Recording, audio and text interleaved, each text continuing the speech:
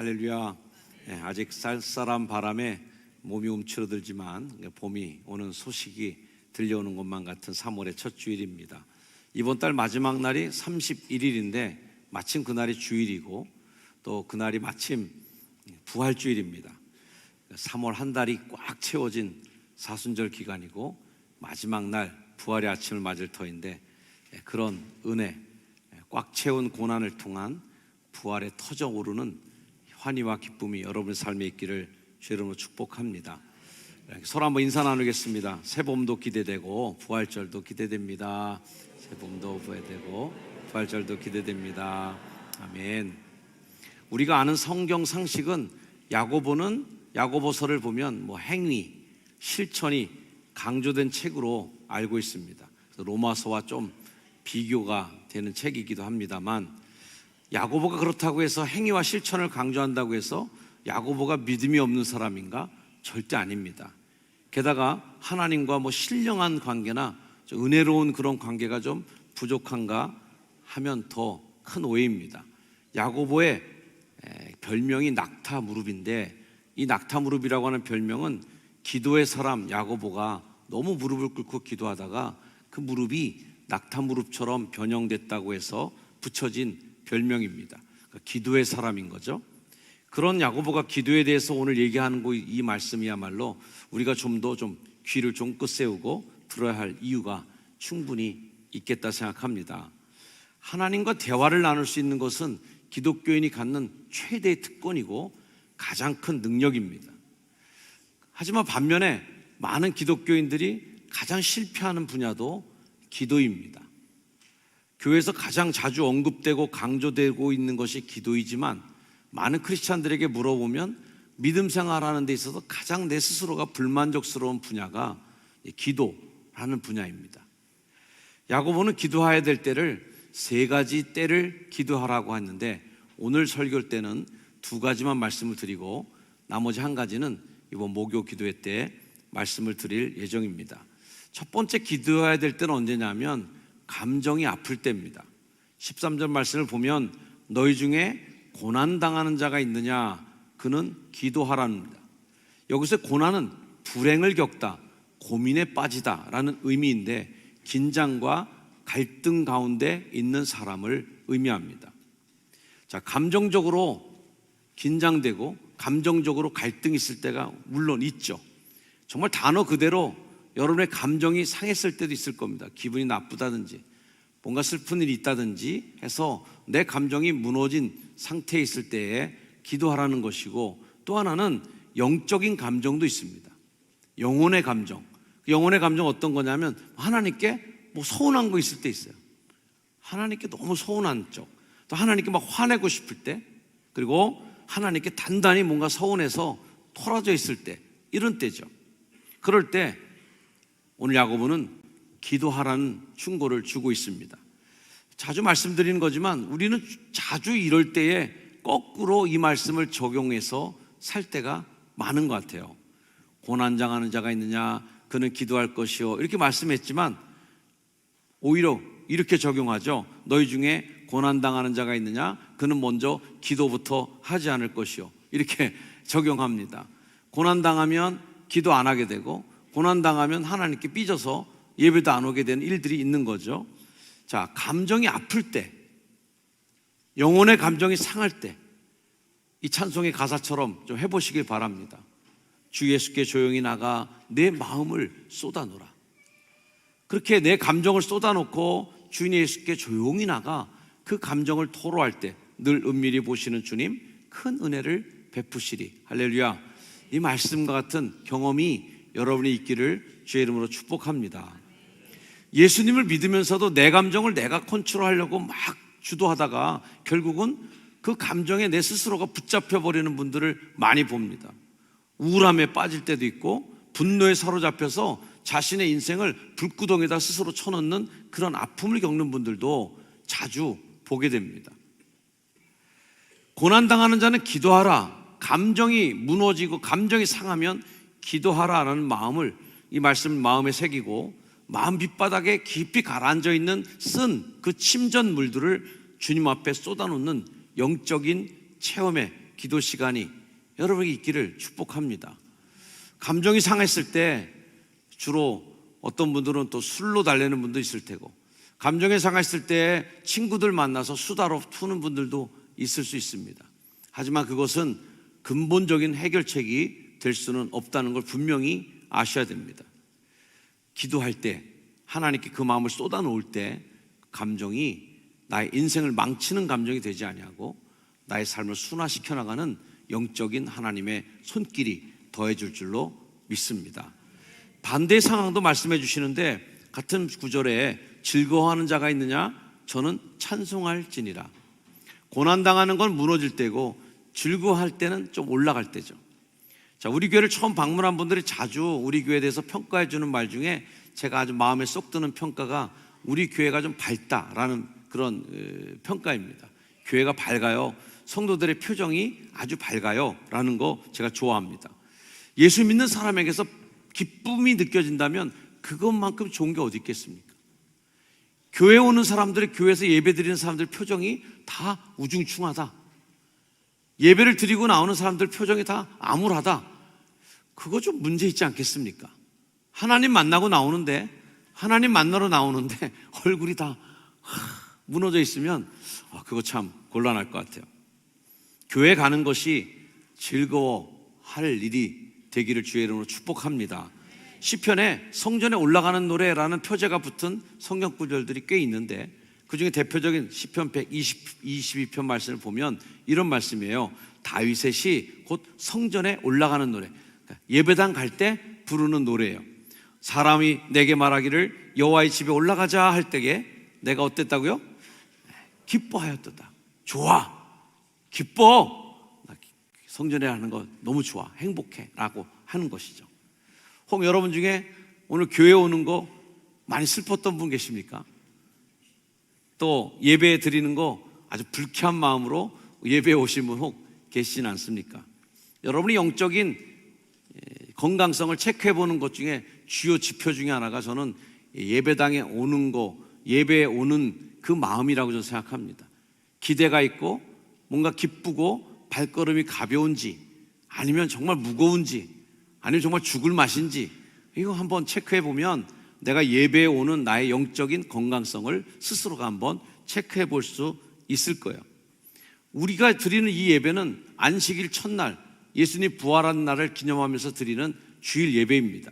이 주일은 여호와의 성일이기 때문에 당연히 기뻐하라는 거예요. 느헤미야의 말씀처럼 이날은 주의 성일이니 근심하지 말라.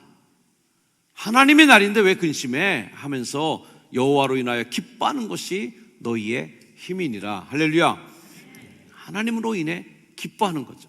옆에 분에 가면 인사해 주시길 바랍니다. 하나님으로 인해 기뻐하세요. 여호와로 인하여 기뻐하는 건 언제나 가능해요. 근데 내 기분으로 인해서 기뻐하는 건 늘 왔다 갔다 합니다. 내 수입으로 인해서 기뻐하는 것도 늘 들쭉날쭉할 수 있어요. 내 상황은 늘 급변하고 내 조건은 늘 변하기 때문에 항상 기뻐하기 어렵습니다. 하지만 하나님 안에서, 주 안에서 항상 기뻐하는 건 가능하죠. 여호와로 인하여서 기뻐하는 것은 가능하죠. 왜? 하나님 변함없으시니까. 아멘. 만약 여러분이 하나님과 더 개인적으로 깊이 사귀고 싶거나 풍부한 경건의 생활을 더 맛보고 싶은 분이 있다면 하나님께 찬양 드리는 것, 그거보다 더 좋은 것은 없다고 생각합니다. 요즘 목요일 전심기도 때 제가 찬양 인도를 하고 있는데요, 지난주에는 유전부가 특송도 했고 같이 올라와서 또 율동도 하고 찬양도 했는데, 잠깐 지난주에 무슨 일이 있었는지 영상으로 아까 보여드리겠습니다.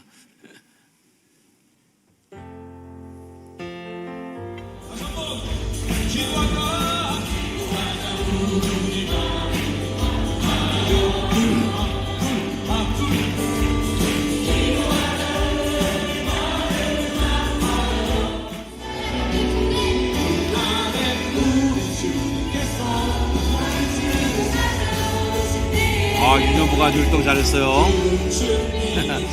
장로님들 열심히 따라하시고.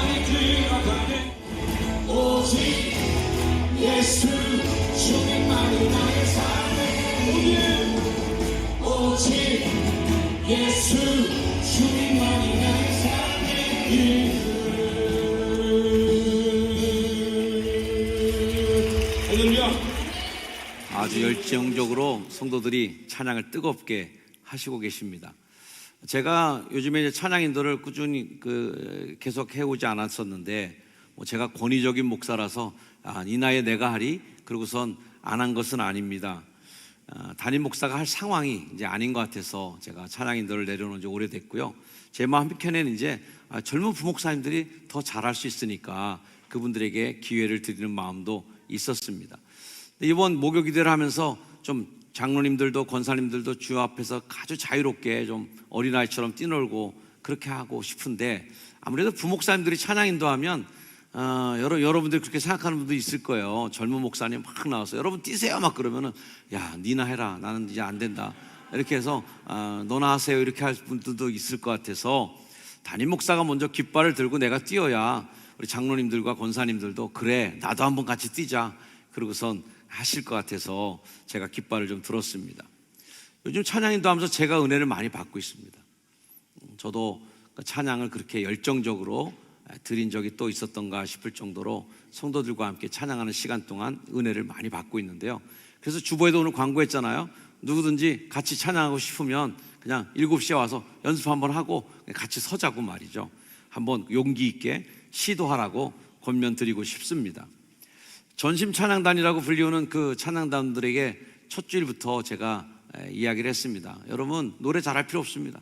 찬양단 노래 잘해봐야 그 찬양 듣고 사람들 은혜 받고 감동받는 거 그런 거 별로 없고요. 또 반대로 노래 못한다고 해서 그날 은혜 못 받는 것도 아닙니다. 단지 우리가 노래를 잘하고 못하고의 문제가 아니라 정말 우리 자신이 하나님 앞에 찬양으로 정말 정직하게 서고 그렇게 어린아이 같은 마음으로 하나님께 기뻐 뛰놀 수 있는가, 그것만 있으면 오케이, 아무 문제 없습니다. 그래서 하나님과 나가 오로지 두 분만 있다고 생각하고 두 사람만 있다고 생각하고 하나님께 그렇게 뜨겁게 온몸을 들여 찬양할 수 있다면 누구나 오케이라고 제가 말씀을 드렸어요. 사랑하는 성도 여러분, 여러분의 삶의 그 내리막길, 고난당하는 자가 있느냐 할 때 그 내리막길 있을 때 그때 기도하는 여러분 되길 축복합니다. 즐거워하는 자가 있느냐 할 때, 행복할 때는 완전히 그 순간을 즐기시면서 찬양하는 여러분 되기를 주의 이름으로 축복합니다. 그러니까 우리 인생이 내리막길에 있으면 기도하고 오르막길이 있으면 또 거기서 즐거워하면서 찬양하고, 그러니 우리 인생 속에 항상 기뻐하고 쉬지 말고 기도하고 범사에 감사할 수밖에 없는 것이 내리막에도 기도할 수 있고 오르막에도 찬양할 수 있다는 거, 할렐루야. 그런 여러분 되길 축복합니다. 기도해야 되는 두 번째는 신체가 아플 때입니다. 14절 15절을 보면 함께 읽어볼까요? 시작. 너희 중에 병든 자가 있느냐? 그는 교회의 장로들을 청할 것이요 그들은 주의 이름으로 기름을 바르며 그를 위하여 기도할지니라. 믿음의 기도는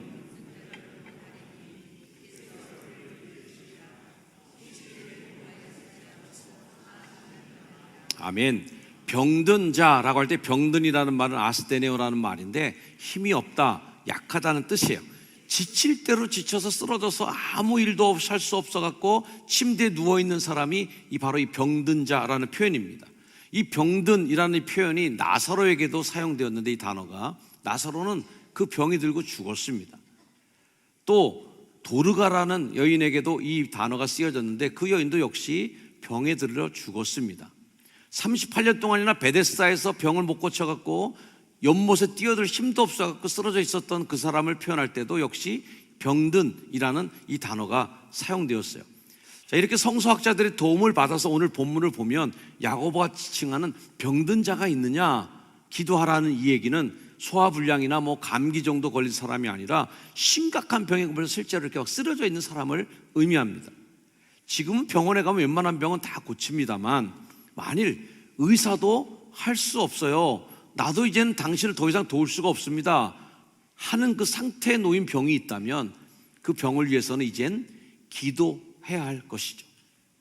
성경에는 세 종류의 병이 있는데 첫째는 죽을 병입니다. 하나님은 우리를 무한히 살도록 만들지 않으셨습니다. 언젠간 정한 때가 되면 질병도 걸리고 또 죽게 될 거예요. 만약 모든 사람들이 다 믿음으로 병을 고쳤다면 믿음 좋은 분들 지금도 하나도 안 죽고 다 살아있어야 되는데 안 그래요. 죽음에 이르는 병도 있다. 우리를 죽어서 본향으로 인도할 수 있는 관문인 죽음의 병이 있는 거고요. 두 번째는 연단하기 위한 병도 있습니다. 고린도전서 11장에 보면 이 말씀이 나와요. 너희 중에 약한 자, 병든 자가 많다, 이런 말이 나오는데, 너희라고 하는 이 지칭하는 분들은 어떤 분들이냐면 성만찬을 함부로 대했던 분들입니다. 고린도서 11장이 성만찬에 대한 이야기인데, 성만찬에 대한 폐단이 뭐였어요?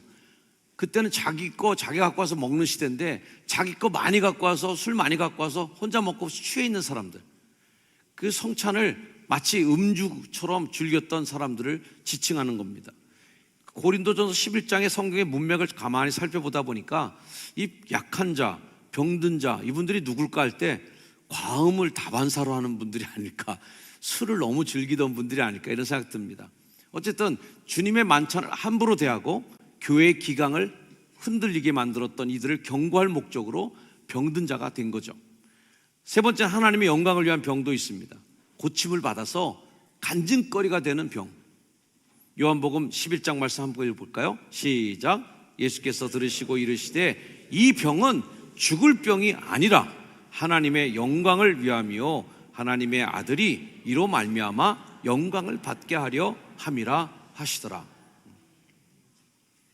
오늘 말씀, 병든 자에게 권면하기를 너희 중에 병든 자 있으냐? 그러면 그는 교회 장로들을 청할 것이고 그들은 주의 이름으로 기름을 바르고 그를 위하여 기도하라는 겁니다. 이 교회 장로들을 청하라 하는 말은 그 당시 교회 상황과 지금의 교회 상황을 이렇게 잘 연결시켜 보면 목사님을 초청해서 기도해 달라고 하라는 겁니다. 자, 목사님을 초청하라는 것은 개인적으로 신방을 요청하고 기도해 달라고 하는 것인데요, 우리 한국교회 성도님들은 요청하는 신방은 굉장히 안 하려고 그러죠. 가주는 신방은 받으세요. 그래서 요즘에 저도 신방 좀 제가 해보려고 요청하시라고, 신방 요청하시라고. 왜냐하면 저도 이제 그런 말을 들어서 목사님 신방도 안 와주셔. 그래? 나 이제 신방 갈 거야. 제가 이때까지 신방 해달라고 그래서 안 한 적 한 번도 없었어요. 병실에서 기대해달라는데 안 한 적도 없어요. 그래서 이제는 신방 요청하십시오 해서 지난주까지 계속 광고하고 신방 요청서도 다 나눠드렸죠. 그랬더니 신방을 요청하신 분이 딱 한 분 계셨습니다. 청년이. 초청하는 건 안 하세요. 그 대신 병원에 입원해 계신 분들이 주로 하는 말씀이 뭐예요? 아무한테도 얘기하지 마. 나의 죽음을 누구에게도 알리지 말라. 뭐 이순신 장군처럼 나의 입원을 아무에게도 알리지 말라. 그러고선 입원해 계신데 정말 그 속장님이 그 말을 순종해서 아무에게도 안 알리면 그분 교회 안 나옵니다.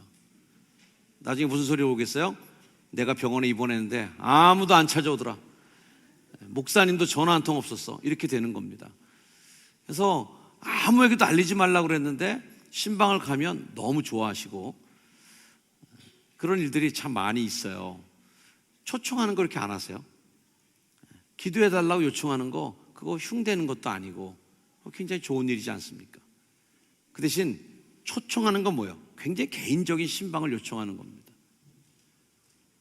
좀 더 하나님하고 개인적인 의미를 가진 기도를 부탁하고 있는 것입니다. 사실은 우리 교회 성도님들이 이제 저에게 기도해달라는 기도 부탁 많이 하시잖아요. 좋은 일이라고 생각합니다. 근데 좋은 일이긴 한데 좀 더 신중했으면 좋겠다는 생각을 합니다. 기도받을 생각도 없었는데 갑자기 목사님 옆에 보였어. 목사님 기도나 해주세요. 이렇게 하는 분들도 간혹 있으세요.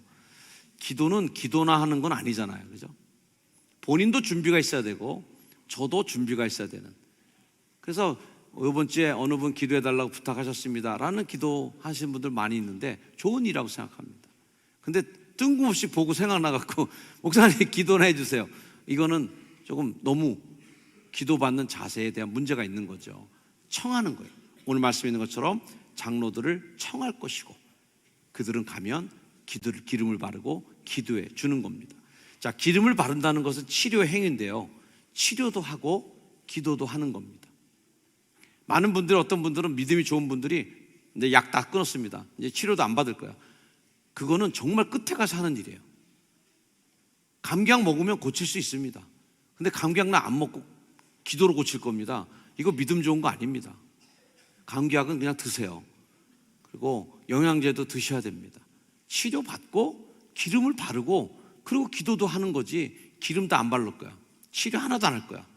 그래서 하나님 무슨 시험하듯이 고쳐주나 안 고쳐주나 내가 볼게요, 이렇게 하는 거는 좋은 기도의 믿음 방식은 아니라고 저는 생각합니다.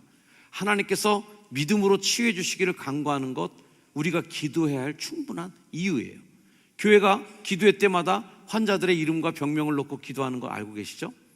우리가 그분들의 이름을 부르며 기도해야 될 이유가 있는 거죠. 우리의 책임이고 의미이기도 합니다.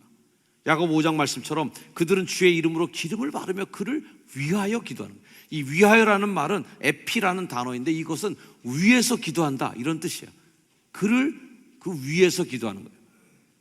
이것은 병든 사람이 누워있고 사람들이 위에서 서서 기도하거나 아니면 무릎 꿇고 앉아서 그를 위에서 보고 기도하는 겁니다. 그분을 위해서 함께 힘을 모아 기도하는 행위죠. 기름을 바르고 라고 하는 이 행위는 단지 기름만의 의미가 아니라 성경에서 기름은 성령입니다. 성령. 하나님의 역사를 임할 때 성령이 기름 붓듯 이렇게 하는 표현이 많이 나오잖아요. 기름은 성령님의 역사인 거죠. 선한 사마리아인이 강도 만난 사람을 구해줄 때도 포도주와 기름을 붓고 고쳐줬다라는 표현이 나오는데, 이 기름은 이제 치료이기도 하지만 성령의 역사를 의미하기도 합니다. 중요한 것은 그 기름의 재질이 아니에요. 기름을 바를 때 들기름을 바를까, 콩기름을 바를까, 올리브 기름을 바를까, 그게 중요한 게 아니라 능력이 있는 기도가 중요한 겁니다. 할렐루야. 기름을 바르며 기도하는 기름의 능력, 성령의 능력이 있을 때 오늘 성경 말씀 뭐라고 선언합니까? 믿음의 기도는 병든 자를 구원하느니. 할렐루야. 우리 한번 읽어볼까? 시작. 믿음의 기도는 병든 자를 구원하리니. 아멘. 믿음의 사람들이 모인 자리에서 기도하는 것은 대단한 위력의 기도입니다. 이런 기도의 자리를 놓치는 건 아까운 거죠. 야고보 5장 말씀처럼 믿음의 기도는 병든 자를 구원하리니 주께서 그를 일으키시리라. 하나님이, 주님이 일으켜 주시는 거예요. 혹 죄를 범하였을지라도 사함을 받을 것이다. 제게도 기도의 응답, 치유의 응답의 간증들이 있습니다만 오래 기도했음에도 불구하고 하늘나라로 가신 분들도 또 많이 계십니다. 어떤 결과이든 그 결과에 연연하지 않고 겸손히 주님의 뜻을 받아들이고 치료하시는 하나님을 믿고 우리는 기도할 뿐인 거죠. 병든 자를 위해서 매주 목요일마다 우리가 금요기도회 때 그랬고 목요기도회 때도 모일 때마다 환자들의 이름을 놓고 기도하고 있는데요. 오늘 말씀을 준비하다가 제 마음에 이번 주 목요기도회는 좀 치유 기도회를 하면 좋겠다 하는 마음이 들었습니다. 우리가 함께 믿는 자의 기도가, 이 목요기도회가 뜨겁게 모여지고 있는데, 그렇게 믿는 사람들이 모이는 뜨거운 기도회 때에 같이 기도하면 하나님이 병든 자를 일으켜 주시는 놀라운 기적 역사도 경험하게 될 줄로 믿습니다. 자, 오늘 설교는 제가 길기 때문에 미리 좀 말씀드린 대로 결론 부분, 또 세 번째 때는 목요기도회 때 말씀드린다고 할 예고를 드렸습니다. 우리 교회가, 저는 기도의 응답 그리고 치유의 응답, 병든 자가 고침받는 놀라운 간증거리들이 넘쳐나는 교회가 되기를 소망합니다. 그런 체험들이 또 여러분들의 삶에도 일어나게 되기를 주의 이름으로 축복합니다. 함께 기도하는 공동체, 서로가 서로를 위해서 북돋아주는 공동체를 통해서 치유받고 세워지는 성도들이 있기를 주의 이름으로 축복합니다. 기도하겠습니다. 하나님 감사합니다. 치유의 기도, 회복의 기도가 있는 교회 되게 하시고, 고난당하는 자가 기도하고 병든 자가 기도할 때에 하나님의 응답의 역사가 나타나게 하옵소서. 예수님의 이름으로 기도합니다.